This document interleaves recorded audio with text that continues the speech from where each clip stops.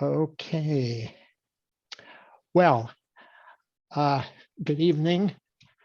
I'm still Stu Heller. I'm the moderator of the Bait Olive Speakers Forum. This is I think the 17th forum in this series. And tonight we are very fortunate to have Elizabeth Heath, who's going to talk to us about hunting for gold and what she took away from those experiences. I'll just tell you a little bit about Elizabeth and then turn the program over to her. And she'll talk about how she's going to present it. Elizabeth is a longtime member of Bait Olive. So long she can't remember when she joined. So that probably goes back to 1804 or something like that. She spent her childhood in Hamburg, New York, a community just south of Buffalo, after which she attended the University of Chicago for 6 years before heading west. After 8 exciting years in the hippie era in Los Angeles, well, you may have to ask her about that. She was lured to Alaska, where the events of her talk took place. In 1981, Seattle became her permanent home, and she found a fulfilling career as a mental health counselor. Elizabeth is grateful for Bait Olive and all that it continues to offer. So, Elizabeth, tell us something about your presentation, and here we go. Okay, thanks for spending time with Stu and me tonight. A word of explanation about the presentation. I chose to pre-record it because with my current medical situation, I wasn't sure I'd be well enough or have the stamina to do a live presentation. A friend of mine, Scott Scowcroft, who is a videographer, assisted me remotely to record the presentation. Then he cut in the photos that I provided for him and showed him where in the script to put them in. As you'll see, I encountered some lighting challenges. It wasn't at this time of night, it was during the day. And I was unable to correct them before tonight. But I hope the photos and the story will compensate for this deficit.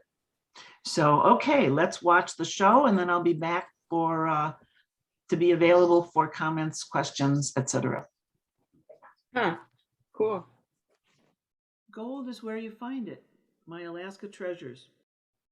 The year was 1972, and following 6 years of university academia, I'd been living in LA for 8 years. After a few opportunistic trips to Alaska, I succumbed to the young and restless part of me and decided to forsake LA's smog and dangerous streets and my increasing dissatisfaction with my current employment to move to the great land, where I plan to continue my career in criminal justice. I bought an Alaskan-worthy car, a VW Squareback in which one could sleep, completed needed dental work, and eventually gave away most of my possessions in preparation for the move. So in April of the next year, at age 33, I shipped items to Anchorage, my final destination, and my 2 cats and I drove to Seattle, where I boarded the Alaska ferry to Haines. Here's the ferry route, and you can see where it says to Bellingham, that was Seattle in my day, and you can see the route, and Haines is near the top. It's the last stop before Skagway. The scene from the ferry was gorgeous. En route from Seattle to Haines, Alaska, from which I intended to drive north to Anchorage, I met a dashing young man named Jerry, who had dreams of prospecting for gold. He invited me to join him and a friend for a few days in the wilderness near Haines, while he staked some mining claims. This was a perfect time to do that, as the ground and the brush were covered with snow, making cross-country travel easier. I had no time commitment for my trip, and eager as I was for adventure, how could I resist his invitation? We boarded my 2 cats in Haines at a local store and headed up the highway, which leads to British Columbia, Yukon Territory, and eventually to the Alaska mainland. In this photo, you can see Haines in the lower right, and then Highway 7 running up the Chilkat Valley. At Klukwan, the highway bends to the left along the Klehini River and then into Canada, where it becomes Highway 3. Our destination lay about halfway between Klukwan and the Canadian border. We snowshoed our way in the gorgeous Klehini Valley, or rather, the two guys did, and I tried to avoid falling through the deep snow by stepping in their tracks.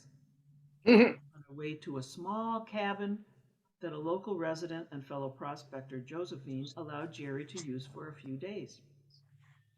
This was near an abandoned gold mining town named Porcupine after the local creek. We'd call it a river, but Alaskans are similar to Texans with regard to their view of size. The creek empties into the Klehini River, a braided, glacially fed river that merges with the larger Chilkat River downstream. Here's the Klehini in winter. And now is a view of a typical braided river in summer, showing you the channel formation of that type of river. To allow access to the cabin, we needed to shovel down 6 feet of snow, creating a space to open the cabin door. A wood stove in the cabin provided heat and a cooking surface. Kerosene lamps provided light. The scenery was magical. The only sounds were an occasional startled squirrel and a chickadee or two. We were in a spruce and hemlock forest, and everything was pristine. And we were obviously the only humans within many miles. The task at hand was to demarcate a mining claim to be explored later that year, and compass in hand, we tromped through the snow the next morning, blazing trees and leaving glass jars with the claim definition and geological location on 4 corner posts. This was my introduction to the life I subsequently chose to immerse myself in for the next 8 years. Let me explain a bit about gold prospecting. There are 2 kinds of gold, hard rock and placer. Hard rock gold is found in place in rock surfaces in seams formed when liquid gold squirted in rock fissures under pressure in an earlier geological period. Placer gold has come loose from the rock and has washed downstreams, forming nuggets and flakes, which, because gold is so incredibly heavy, generally sink to the bottom of the stream to rest on the bedrock, sometimes caught in cracks or behind large boulders that stop its journey downstream. Many factors influence the movement of the gold, including water speed, slope of the bedrock, and size of boulders.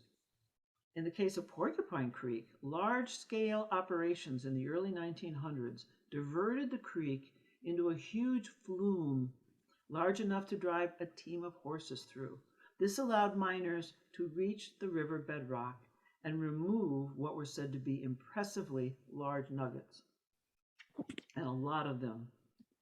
Such an operation would be impossible these days for a number of reasons, but Jerry was certain that there were earlier formed channels of the creek, now covered with what is called glacial overburden, and that these channels could yield unbelievable riches, and that's how he talked about it.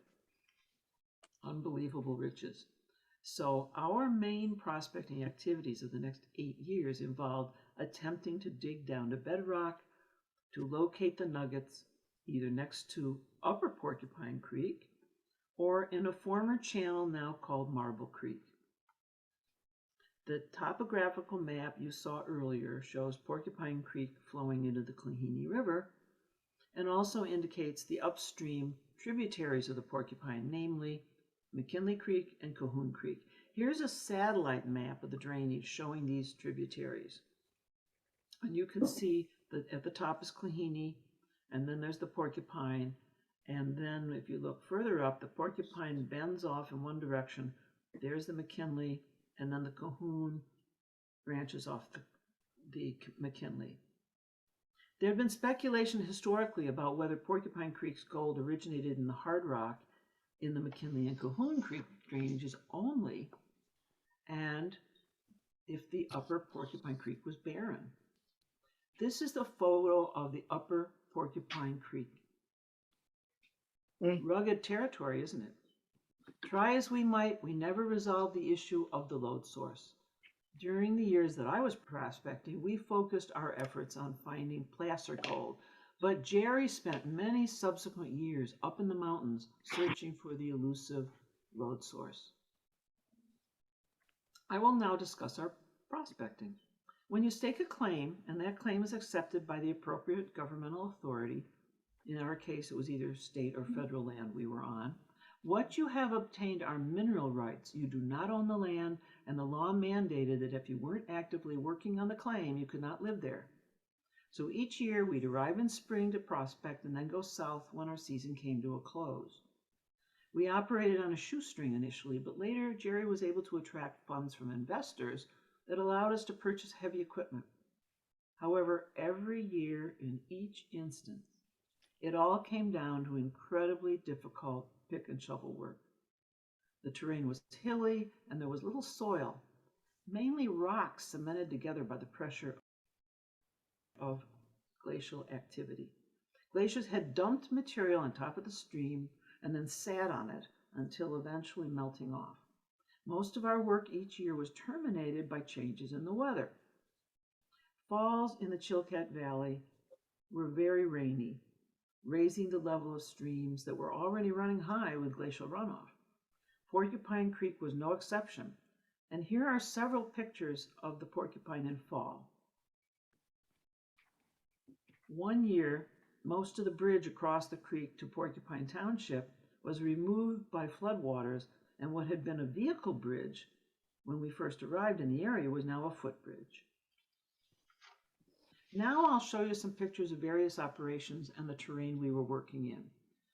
In the early years, we explored the upper Porcupine Creek, cutting zigzag trails down the steep canyon walls to gravel beds next to the raging stream. Here's a shot of the canyon showing the location of one of our operations. Our camp is the white rectangle at the center bottom of the photo. We brought supplies in by trails along the canyon lip, cautiously descending the canyon wall. This was our first operation in the upper Porcupine. In the case of both of our operations along the creek, we dug holes in the gravel banks, removing water with pumps. The first year, a fall snowstorm ended our work, and since we had made insignificant progress, we did not return to that site. With the second upper Porcupine operation, we tobogganed in the initial supplies, including 35-gallon barrels of gas to drive the pump. In early spring, when the canyon was snowed in and there were snow bridges to cross the creek as it meandered from bank to bank. Here you see us scouting out the situation. Next are a few photos of the operation. First, one taken before the snow melt. Another showing the operation viewed from the canyon edge. You can see the camp at the very bottom of the photo. The third picture is a close-up of the hole in mid-stage, where you see the material we were encountering, the pump setup, and our proximity to the fast-flowing creek. Because of cave-in, our holes were very large at the top, getting increasingly smaller the deeper we dug. Our attempts to reach bedrock were unsuccessful due to issues involving the groundwater reaching a depth where the pumps were ineffective. Don't ask me to explain the physics at play here. And because of fine glacial silt that kept collapsing the walls of the holes. In this next photo, the fine glacial silt I'm speaking of is being deposited along the banks of the Klahini River. This silt is as fine as baking flour. When we reached a fairly deep point in our excavation, we encountered a thick silt layer, and silt merely flowed into our hole, undermining the upper material. End of operation. Our work up there in the canyons was not without risks. And here's a shot of Jerry making the first crossing over a cable he had strung across the Mm-mm-mm. he had nerves of steel. So we shifted our digging to Marble Creek, which was the abandoned channel, Jerry believed, of the old Porcupine. Unlike the old Porcupine town site, which is flat with abundant meadows around its old buildings, Marble Creek drainage is located in the hilly woods on the other side of Porcupine Creek. Here's a photo taken from the Marble Creek area showing the Porcupine flowing into the Klahini after the snow melt. And here's the local terrain around Marble Creek in late winter, showing the spruce and hemlock trees along with some deciduous trees. And finally, you'll see a scene in April when we first arrived with our supplies, eager to begin digging. Until I left my prospecting days, we remained working in the Marble Creek drainage. Most of the time was spent removing the huge amounts of gold-free glacial overburden. Here's a view of the area and initial work to prepare for an operation. When we either owned tractors or hired a fellow miner to clear overburden with his tracked vehicle, it involved long days of monotonous work in wooded terrain. Note the head net on Jerry in this picture. It might be a little hard to see, but he is wearing a head net. I'll comment more on that later. Next photo is our neighbor Don with his bulldozer that had better traction than our wheeled tractors. The last photo shows Jerry working our front loader backhoe. One of my daily jobs was to lubricate the 50 zerks to keep the tractor parts moving smoothly. Our biggest success occurred in an early hole we dug once most of the overburden was removed and where we did reach bedrock and located a crack that had small nuggets jammed into it. Mm. I cannot describe the thrill when we found a nugget. Let's start with a long view of the operation. That season, there was a water shortage, so once we dug up potentially gold-bearing material and removed it from the hole with a bucket on a ramp, we transported it using a wheelbarrow to stockpile it at an area where we created a pool to run the sluice box at the end of the day. What's a sluice box? It's a long box with riffles in it to trap gold along with heavier small material, which then could be sorted in a gold pan. We dug deeper and deeper, and yes, I did my share of the digging and honed my skills with mattock and shovel. Jesus. And deeper. Our tools consisted of shovels, picks, mattocks, pry bars, and winches. Here's a sample of those tools. Ah. You can see the difficult material we were digging in and the size of some of the boulders. Once we were working by hand rather than the tractors, we had to deal with rocks too large to hand lift out of the holes. They were removed using winches on overhead cables, but some boulders could not be winched. And when we found some decomposing TNT lying around from who knows when, we rather foolishly used it to blow up the larger boulders. Fortunately, we didn't blow ourselves up. Finally, we reached bedrock and some nuggets. And here's Jerry taking off his gloves to reach down and pull a nugget out of the crevice. One season, we even sank a shaft, hoping to more efficiently reach bedrock. The shaft was sturdily constructed so that we would be safe from rockfall as we excavated more deeply. Turns out that at the end of the season, when we did reach bedrock, a large boulder blocked our way, and the bedrock that we found had a smooth marble surface on which no gold would ever stop. In 1980, the last big operation I was involved in, we uncovered what we thought was a waterfall basin, sure to have held more gold. And here is the hole we had excavated. Impressive, Wow. isn't it? Huh? And we used heavy equipment in the initial stages of the excavation, the front loader backhoe. Here's a couple pictures. I especially enjoyed working the backhoe, which stayed in one place, unlike the tractor. Eventually, despite the prayer flags we as Tibetan Buddhist practitioners at the time strung near the hole, the depth of our hole surpassed the reach of the backhoe, and again we were dealing with back-breaking pick and shovel work while fighting the groundwater. Encroaching winter weather stopped the operation for the season, and that was my last prospecting venture in Alaska. If you'd like more details about our operations, you can ask me later. So how do we get supplies to Porcupine and Marble Creek? We used the Alaska Ferry from Seattle and either loaded a Jeep, or when we were bringing a tractor to Porcupine, we filled the bucket with our supplies. Here we're getting ready to leave Seattle and boarding the ferry. With our food, clothes, tools, and fuel securely tied on toboggans, we crossed the Klahini in early spring when channels had sections shallow enough to portage. This photo shows us offloading supplies on a side road off the main highway in the Klahini Valley, close to our river crossing. And let's take a look at the conditions on several occasions for our trek across the river. And here we are taking a well-earned rest by one of the open water channels after a successful crossing. There was a 10-mile-long dirt road from the main highway to Porcupine Creek Bridge that the State Highway Department would bulldoze once a year after the snowmelt, and this then was our access to the outside world.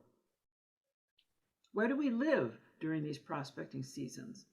For the first 4 years, our home base was a one-room cabin built in one day in the 1930s for the mining camp cook, Porcupine Shorty, on the outskirts of the old town of Porcupine. I previously showed you the township after snowmelt, and here's Shorty's cabin. Since it had no foundation, the walls sagged into the ground over the years, buckling the floor. Jerry, who had a carpentry background, eventually leveled the floor. Here we proudly pose by the cabin. Now you see the front of the cabin in spring, showing the most delicious rhubarb I have ever tasted that had been coming up each year for 40 years. And this was the view that met us as we approached the cabin in summer. The next photo shows what the old-timers used for chinking between the logs, hardly up to code. Yet the cabin was still water and wind tight after all these years. There was a wood stove for heat and cooking, and we used kerosene lamps. Rustic but comfortable, and in spring and summer it was surrounded by wildflowers. We learned one evening that wolves traveled on a path running close to the cabin, and were treated to a genuine wolf call echoed by his companions down the Klahini Valley. When we were exploring the upper Porcupine Creek, we fashioned simple housing out of heavy-duty visqueen plastic, sometimes with a center pole, and a tent and orange crates. Very rudimentary, one might say. Our dwelling was very close to the creek, as you can see in this photo. And here's a closer view.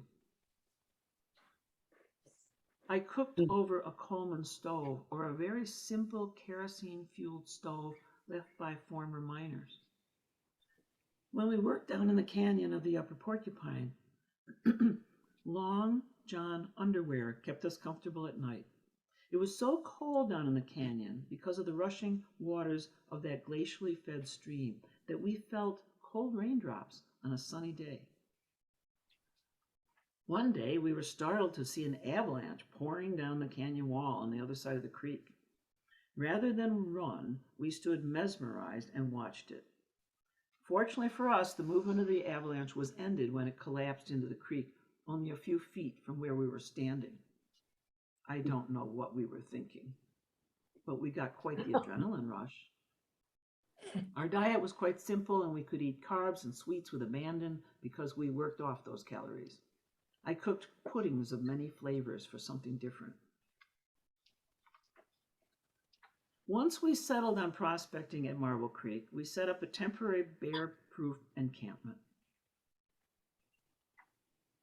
Because we wanted something a little more comfortable, we then scoured the area for building supplies and found scrap lumber from the old flume I mentioned earlier that allowed us to construct a sturdy structure. Along three sides, boards measuring 4 inches by 10 inches were stacked with only small holes cut for light, and we had a sense of security. The dimensions of that cabin were 7 feet by 9 feet to house the two of us and my cat, Kether. I'll speak more about Kether later. Food was stored in large metal garbage cans outside, and the couch folded out to become a bed for the night. We made very efficient use of the space. A few years later, we were able to secure sawed lumber from our neighbor Don and constructed an additional room using the board and batten style with a sloped roof.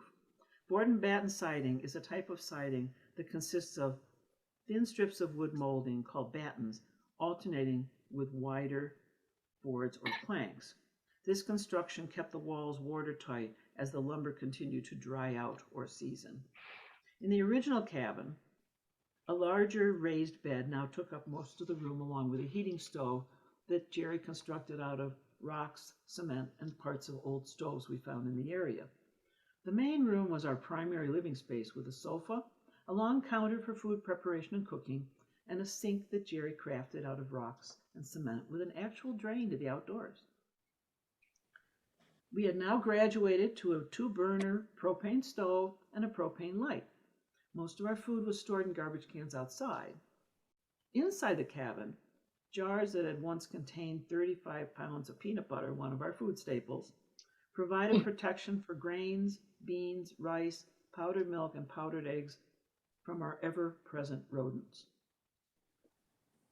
I made killer pancakes using ingredients inspired by a popular book, Diet for a Small Planet, that discussed creating complementary proteins for a healthy meatless diet.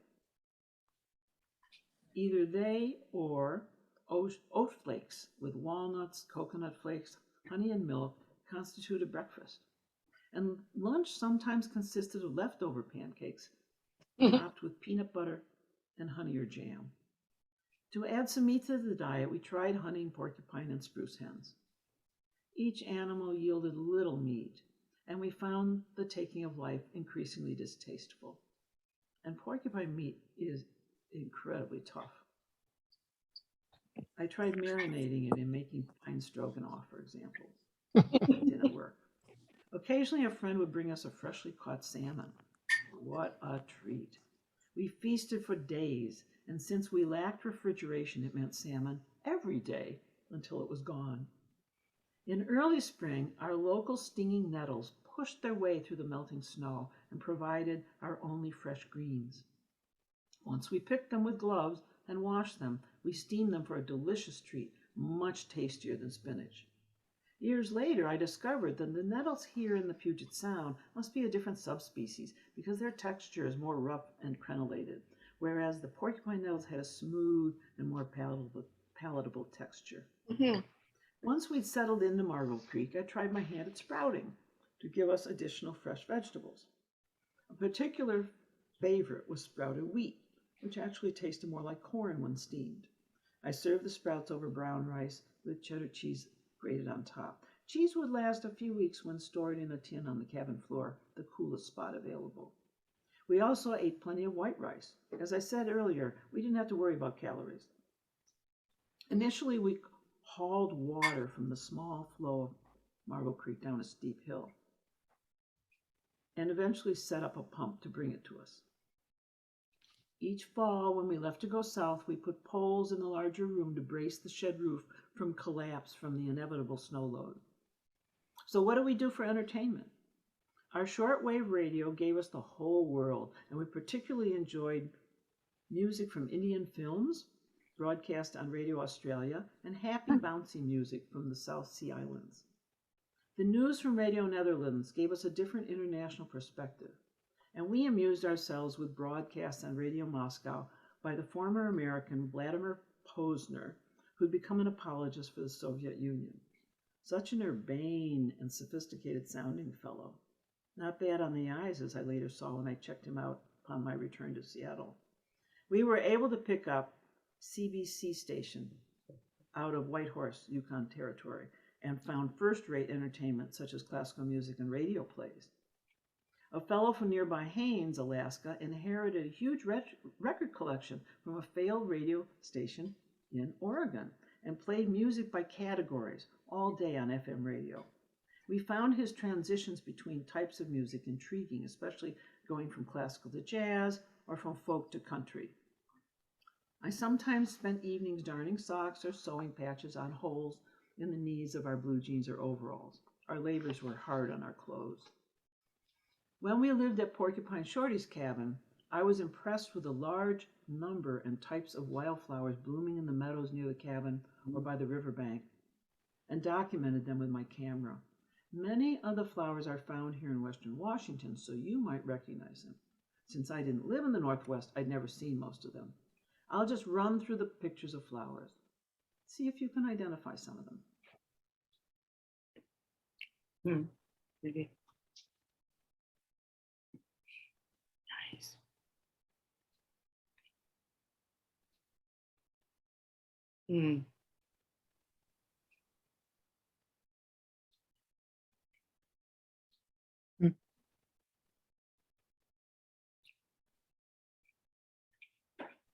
Now I want to comment on two plants. The chocolate lily is very striking, and Native Americans dug up root nodules for food. I brought a few into Shorty's cabin one day and was in for a big surprise. They stank to high heaven, and I couldn't get them out of the cabin quickly enough. The last photo is a close-up of Devil's Club, which grew abundantly in large patches, especially in damp areas. They reach hip high and are wiry and difficult to walk through, as they will whip around and hit you when you try to move by them. After the first of many encounters, before we learned how to successfully deal with these aptly named plants, we spent the evenings picking the tiny, painful thorns out of our knees and legs and backsides. The closest mountain we named Mount Emerson after Fred Emerson, a local retired logger who helped us immensely over the years. And for sheer pleasure, we made a one-day hike up to the mountain meadow. We feasted on delicious low bush blueberries and later saw a bear rolling on his back in a snow-filled ravine. We carefully retreated, and when we lunched, we sat back to back and played Vivaldi's Four Seasons on our tape player to alert this bear to our presence. One unexpected find on that trip was a former U.S.-Canadian border marker from the late 1800s. Interesting. A more ambitious trek over several days took us to the headwaters of a creek that empties into a large river that in turn empties into the Klehini, south of Porcupine Creek. We thought we might stake some claims on the smaller creek. To get there, we needed to cross 3 mountain ridges, and on the way we were immersed in spectacular scenery. The first photo shows the headwaters of Cahoon Creek with its feeder glaciers. The next is me posing with McKinley's headwaters in the background. And the next one has Jerry resting as we approached our destination. In this photo, you will see an interesting phenomenon new to me called sun cups that form in the snow in dry conditions. One year, I took an interest in mushrooms, of which there were a sizable variety in the Marble Creek drainage. With several mushroom books to instruct me and to reference the species, I did what's called keying to identify the mushroom. This involved getting spore samples, cutting into the flesh. Some mushrooms bleed white, some red, for example, and noting other distinguishing characteristics. A few of the mushrooms, such as Boletus mirabilis, which translates to admirable bolete, were edible and added interest to our cooked rice. To my amazement, I discovered that most of the mushrooms in the woods and meadows near our operations were not in the books, offering an opportunity for some enterprising Chilkat Valley resident. Human contact while we were working was usually rare. From time to time, we chatted with 2 other prospectors who were dredging a waterfall on McKinley Creek, wearing diving gear and risking their lives working around the huge boulders in that basin, and used one of the abandoned buildings in Porcupine as their home base. One of those prospectors became our friend, Don, whom I mentioned earlier. In the early years, we had occasional contact with Josephine, whose cabin we'd originally used, or with our friend Fred Emerson, who would venture out to Porcupine from his home by the highway to socialize and swap old stories. We were the only people within miles, but we certainly weren't alone. We had moved into a well-populated neighborhood with resident animals such as moose. And this next photo I call, "Here's looking at you, kid." The Chilkat Valley is famous for its huge gathering of eagles, especially in the fall when salmon are migrating to spawn, which attract tourists in droves. Few eagles ventured into our woods, but we saw them from time to time when we went into Haines for mail and supplies. They are majestic in the air and perching, but comically awkward when walking on the riverbank. And then there are the bears. We had many encounters with black and brown bears and lived to talk about it. But unfortunately, one poor juvenile black bear who crashed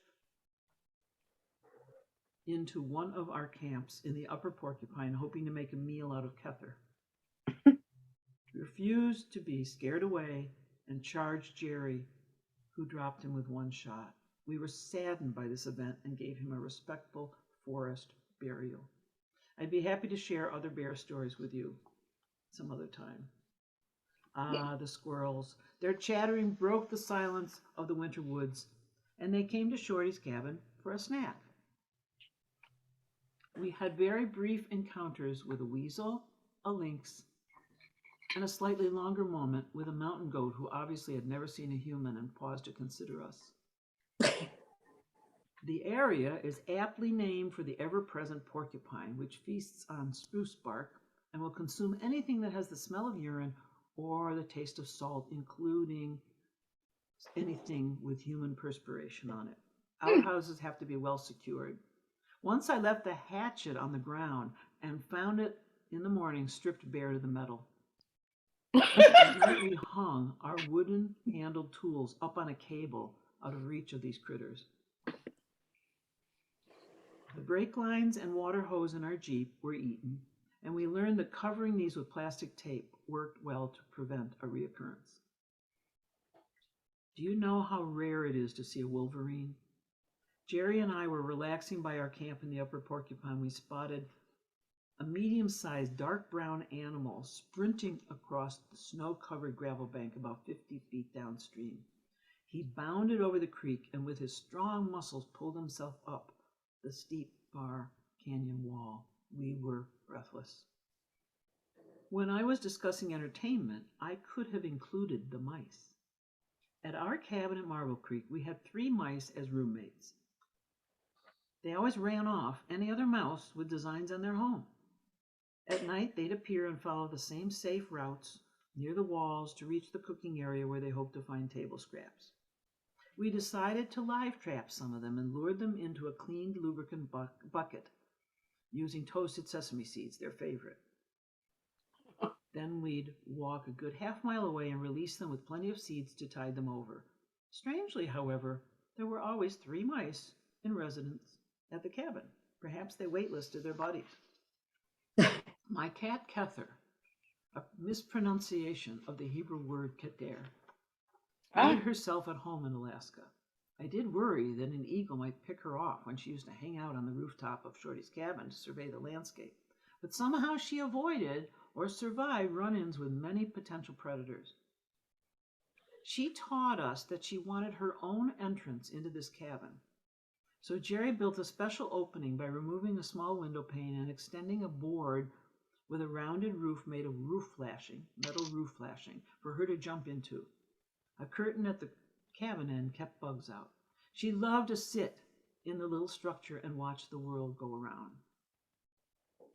Because of the thoughtful design of this cat entrance, no other animal could use it. Kether was a voracious and skillful hunter.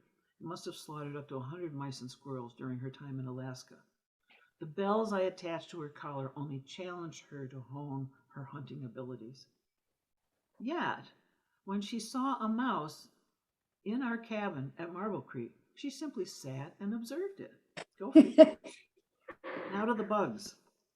My last animal photo is what I think is a mosquito outside of Shorty's cabin. Much of the summer, we were plagued by a variety of biting insects, hence the head nets and long sleeve flannel shirts. I'll go from largest to smallest. There were huge horseflies, fortunately not too many, because they pack a wallop and are practically indestructible. They're mean. Then are the black flies that look like a housefly, thousands of them, and they sink their noses into your flesh with their little rear ends sticking up in the air, and their bite hurts.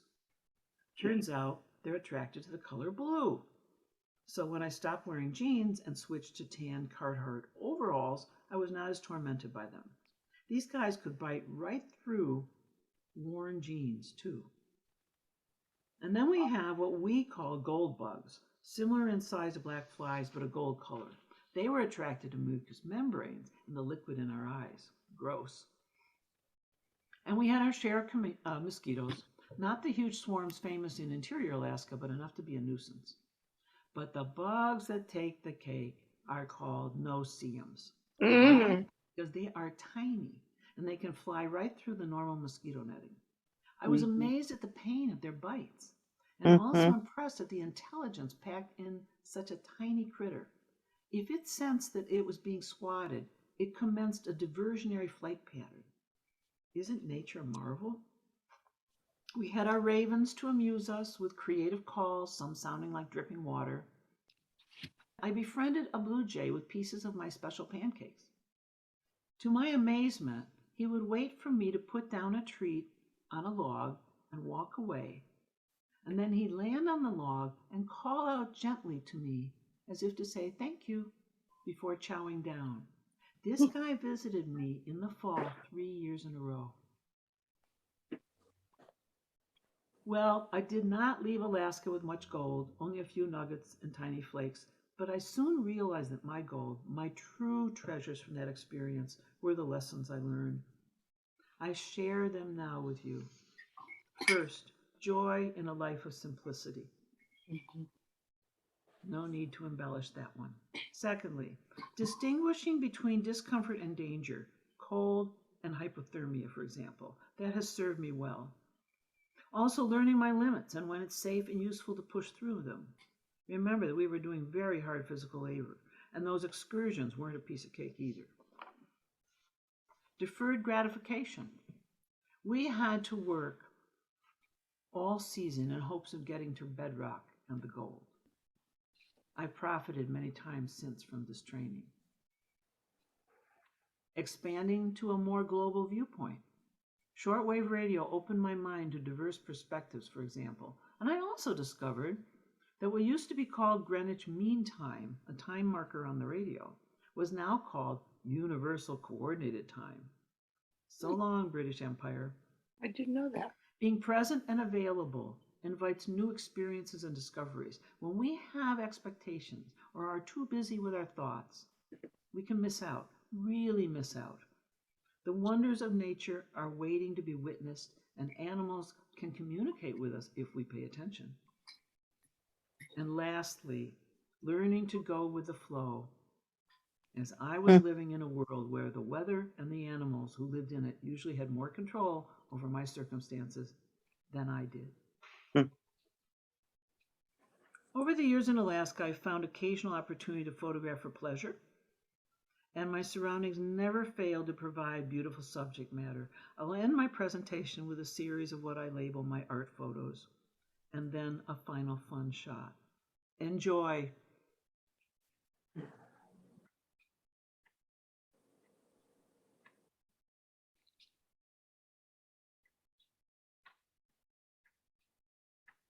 Mm.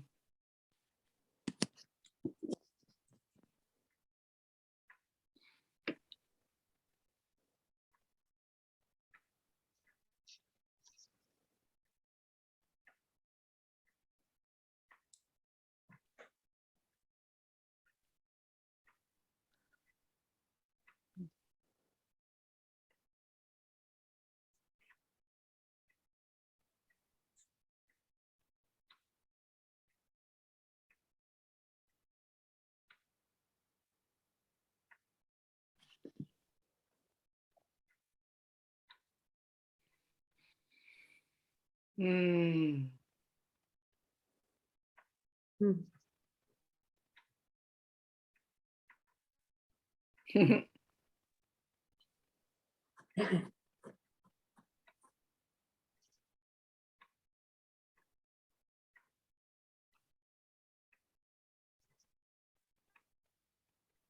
Oh, Wow. There you have it. Beautiful, Elizabeth. Beautiful. Mm. absolutely wonderful and so amazing. That was wonderful, Elizabeth. Thanks. It was an important period of my life. Very important. Yeah. So any questions? Or do you want to hear more about anything? I have a question. Yes, Elizabeth. Or who is it, Elizabeth? It's Ellen. Oh, okay. So my question has to do with when you were gold mining. Mm-hmm. So I'm guessing that these were what you would call alluvial deposits. Well, you weren't panning for gold in a river. No, So no. that would be an alluvial deposit. And you weren't using any mercury, right, to extract? No, not at all. Not at all. Yeah, No. I'm coming from the jewelry profession, and I'm pretty focused. I only source gold that isn't mined with mercury, that's Mhm. fair traded and sustainably sourced and ethically sourced. So, Mhm.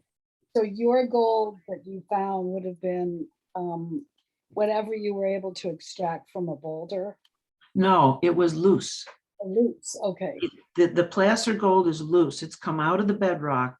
It's been in seams in rocky areas. People like when they dig down in mines underground, that's not placer gold, that's hard rock gold. It's still in place in seams in the rock that were formed when the rock was formed in an earlier geological age, and the gold would squirt itself in fissures in the rock. So you have seams of gold in place.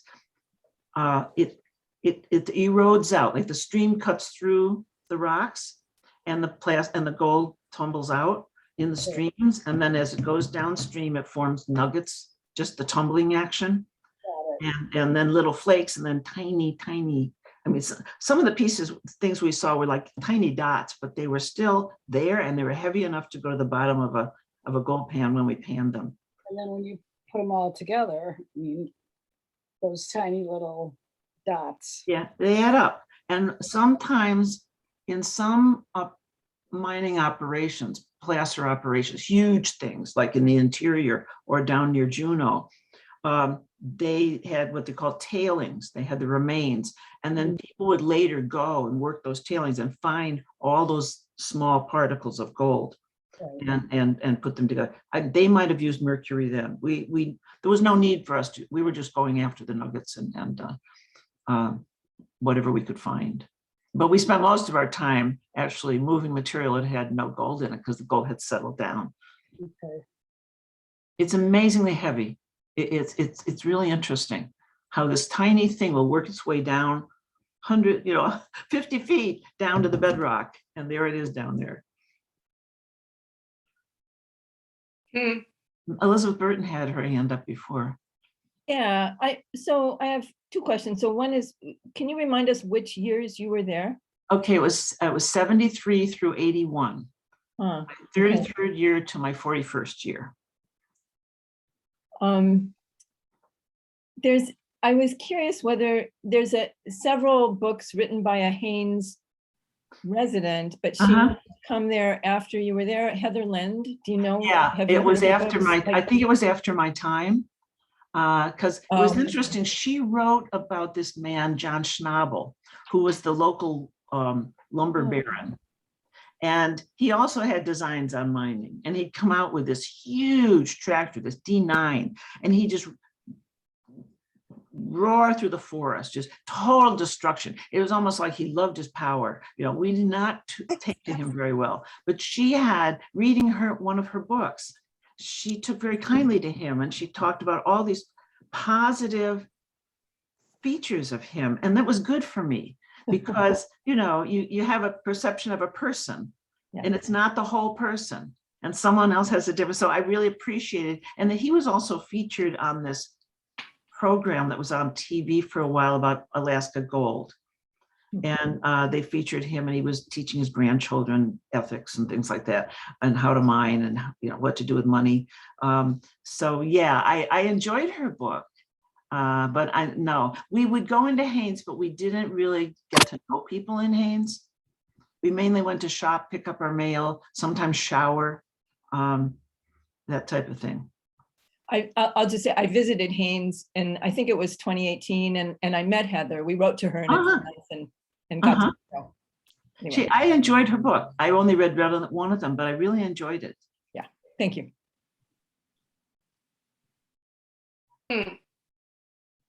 Elizabeth, I should have been paying closer attention when you began your program.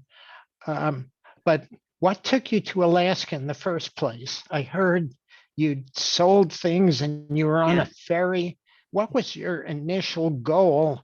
Were you just going up there to look around? And No, a friend of mine worked for a Fluor Corporation. For what? And Fluor, they Flour, Fluor. I think. And Yeah. they built monopods out. They were involved in the oil industry, and so they built monopods. They were involved in the Alaska pipeline. So this was in the 70s. The pipeline was on hold because of the environmental suits. Thank goodness. And her company said she could go to Alaska and photograph like local color to put in their annual calendar. You know, they used to have, like Sierra Club used to have these, 4x8 or 4x6. Anyway, they were calendars with a photo on one side and then the week on the other side. They're like books, that kind of calendar. So they sent her up there, and they said if she did well, they'd send her around the world. So she was nervous about doing this. And I said, well, would you like someone to come along, carry your luggage? So I joined her, and I just took all the vacation and sick leave I could get at my job and went. And it was quite inexpensive. I just paid for my own food and the airfare, because everything else she had, like if we rented a car, she had to rent a car. If we got in an airplane, she had to rent the airplane, and the hotel room wasn't extra. So it was very inexpensive. And we were there in March, and we were near Anchorage and the Kenai Peninsula. And we tried to fly to not Haines, fly to Valdez, which was the terminus of the pipeline. But the weather, we were going over Prince William Sound, and the weather started closing in, and the pilot said, I'm losing contact with Anchorage. I'm turning back. You don't want to go down. You don't survive going down in Prince William Sound. So she said, oh, Wow. I really needed pictures from there. I said, why don't we get a car? So we drove into the interior and drove all the way into a place called Glen Ellen, and then down this amazing highway called the Richardson Highway through a pass that had phenomenal scenery. And it was a black and white world. I have neat slides of the rocks and up there. Anyway, so I was intrigued, and I had some friends living there. I met a woman I was a probation officer, and I met a woman at the Western Correctional Association conference in Las Vegas, and she was going back to live in Alaska. So we visited her and her friends, and I went on my own then the next August to visit. And her father was killed by a drunk driver. So the troopers down in Las Vegas, so she disappeared. They picked her up. We were driving, but anyway, but her friends were so helpful, and they lent me a VW Square back, and I could go down and camp safely. I was more worried about humans than the bears, actually, but I just fell in love with it. And I just said, okay, LA has its smog. I took a walk one evening, and some guy starts tailing me in his car, and I was afraid. And there was something happened in my work where they involuntarily transferred me to a different section, and I resented it. Even though I did well there, it didn't matter. It was time to go. And the hippies were no longer hippies. It was becoming violent. The gatherings were no longer as innocent as they were when the Flower Children era was happening. And it was time to go. So I was moving to live in Anchorage, and put my year in to have residency and get a job in the criminal justice system up there. And then I met Jerry. One more question. What kind of camera did you use and where'd you get your pictures developed? Okay, the camera was a Pentax Spotmatic. So it had a built-in light meter. It was a workhorse. I bought it on my first trip up there. In fact, I didn't know how to load the film and I lost a whole lot of pictures of the monopods because we went by air to get pictures of the monopods and some moose because I didn't know how to load it and I thought I was turning the film and I wasn't. But it was a little workhorse. It lasted me for years. It was a very, very nice camera. And then I would develop when I came south. Because see, we had to leave there in the winter. We could not stay there. So we'd come most of the time eventually to Seattle. And I developed the slides. And just recently then, there was a device I was able to get. See, everybody's, you didn't mute people. You didn't mute people. And so we've got sound on. But anyway, I found a device that I could scan the slides. So I've been scanning slides for the presentation in a digital format. And I've got many more that I'm going to scan because I'm impressed with the quality. It's been 50 years.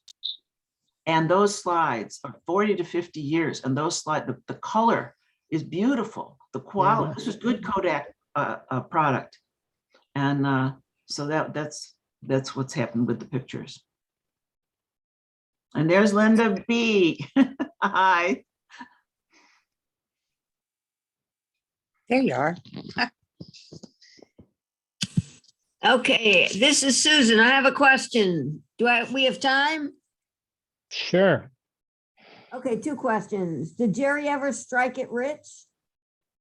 No, in fact, he had his issues, and he ran afoul of some investors, and they started asking questions about finances and things. He never ripped anybody off.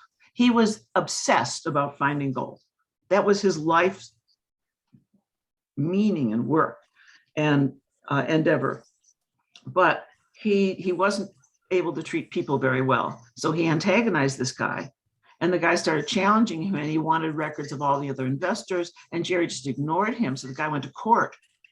And Oh, eventually what happened was all the claims went into receivership and Jerry lost control. And I knew when that happened, he had no contact with me.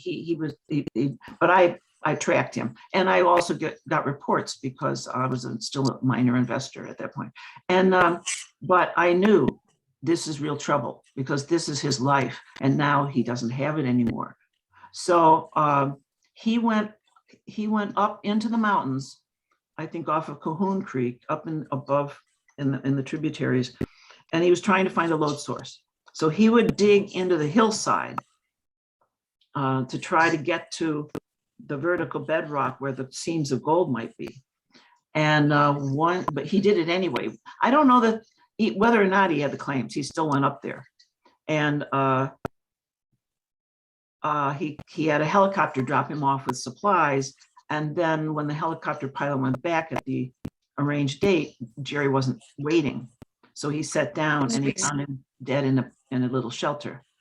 And they said he had a heart attack. And I just said he died of a broken heart. Yeah. He never found a load source and this was his world and it was collapsing. So yeah, on your second question? Yes, what did you do in the off season? Okay, most of the time it was in Seattle and I got work as a temp for the city. So I worked all over the city, different government offices in the city. And he found investors to invest like 20,000, 40,000, so we could get a tractor or we could buy our supplies. And we were involved in Tibetan Buddhism at the time. So we were very involved in our Dharma center, our Buddhist center and the life of that center, working with the Lama, doing construction work in buildings, turning them into Buddhist centers and whatever, so and eating ice cream. I mean, there were things that you didn't have up there. So when I got down here, Baskin Robbins was one of the first places we went to, and taking long showers. Oh my goodness, wonderful showers. And music and, you know, the culture, what we didn't have up there. So we had these two contrasting lives, which was really neat. You know, all the benefits of the urban world, and then the incredible wildness and wilderness up there. One of the things I noticed that when I was in the city, I closed my nose, and I didn't realize this for a long time. I did mouth breathing. I couldn't stand the smells, the exhaust fumes, women's perfume. I mean, things like this in an elevator. It was just, ugh, it was awful. And then I get up there and I start to take deep, full breaths and smell all the wonderful, the duff from the needles in the summer. It just puts off this wonderful, rich, earthy smell. And I you know, even the rotting mushrooms, they call it deliquescing, it smelled good to me because it was a natural kind of smell. So we had dual lives, you know. Yeah, you found gold, you know, you found gold. Yeah, Yeah. Presentation, thank you. thank you. Well, I appreciate the effort. You know, I'd forgotten I even knew anything about this. And he approached me last fall and said, would you like to do this? And it's like, wow. 50 years ago. Think Yeah, about it, yeah. Elizabeth, you know, what wonderful creatures we humans are, you know? When I think about, you know, your spiritual life, but also those years that you just also poured your body into that search. Yeah, yeah. And I was so and loved healthy. it every day. Yeah. I was so healthy. I was strong. When I was in LA, I had back trouble. And they said, don't lift anything heavy.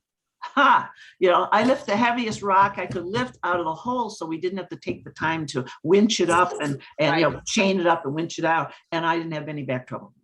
Yeah. You know, my body, I was healthy and slim and strong. You know, it was, I thrived physically. Up there. Yeah. Wow. That's Wow, beautiful. that's awesome. Yeah.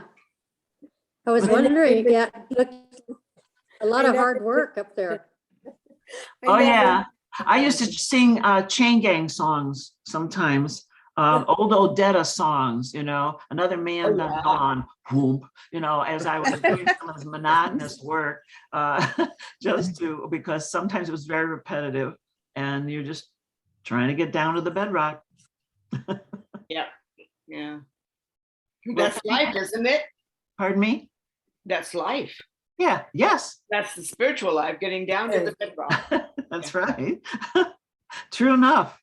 It's an interesting simile. Yeah. It Metaphor. never stops either. That's the whole thing, you know. It never stops. Until we die, we are constantly struggling to get down to bedrock. One adventure after another. Yeah. You know? Well, I think also, given my current situation, which most of you might not know about, but I had a medical mishap in a hospital, and it has basically left me disabled and physically. I can't walk. Oh, And I use a walker. I lurch around on a walker, and it's been quite a go. And I think those years in Alaska have made me deal with this better than I might have. But I also credit my Buddhist training and the Jewish spirituality and this amazing synagogue. I have a list when there's a lawsuit, and when that lawsuit is settled and I have some money, I want to have a big thank you party, and there's over 40 people. Woo! 40 people, the vast majority from Bet Allah, who had in some way helped me during this last 2.5 years. One way or another. It's just, I mean, people, there's lots of reason to be in a synagogue, and my main one is spiritual, but the community is I don't know a good adjective. Come up with a good adjective for our community. You know? Well, fabulous. Yeah, awesome. So supportive and nurturing. And one woman came to see me at that time from Kirkland, and I didn't even know her. But she came to be with me and like help with a meal and keep me company when I was bedridden after surgery. And she was involved in art. Had an art leadership. We talked art. She was on an art council in Kirkland. We ended up talking art. What I appreciated when people came is we could talk about them. I wanted to talk about them, not about me and my issue. It got me out of my current situation and learning about the people in the congregation, learning about Jackie Pickerel, whatever, Spector's research when she was a grad student, and just learning about people and their pets and their this and their that. And that gave me another window into our community too, on a more personal level. Yeah, but this series is, I think, a remarkable vision that you had, Stu, and really appreciate that you're making it happen and you're giving us a chance to get to know each other on a whole nother level. Well, thank you, thank you, thank you. That's what I wanted to have happen. And with your help and those of the other speakers, I think we're doing that. So I want to add my thanks. It was a spectacular presentation. Your approach to it, pre-recording it, was seamless. It worked really well.